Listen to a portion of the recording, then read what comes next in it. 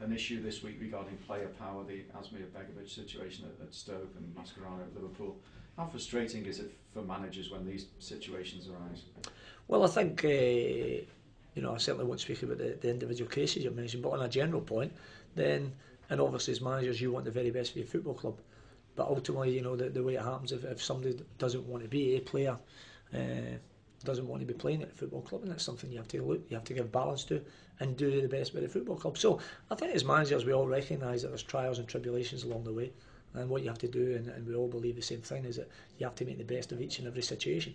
So when that comes about, then that's something that you deal with, that you look at it and take it on its merits, and you do the best for your football club. Because what you have to recognise is that players obviously ultimately whether they're getting their heads turned, they're getting information from here, there or whatever, then obviously they're looking to do by really their best by themselves or whatever it is. As a manager, your responsibility is to the football club, and you have to make sure that whatever decision you take, it's the right one for your respective club. And I think that's something we're all conscious of. I mean, as a manager, we don't take the job lightly. We're very focused, and we know that you're not just looking after a team or a club even.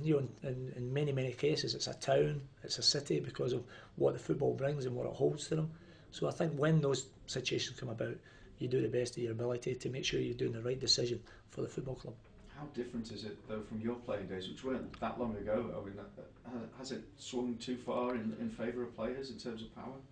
Well, ultimately, I mean, power as such, I mean, there's a lot of ways round about it. I mean, if you don't want that player to go, then, and particularly now with transfer windows, if that window passes you by, then the player's got a dilemma, has he? Does he, has he put the tools away, or is he prepared to knock it down and go on with it? So it's not as one-sided as people may think.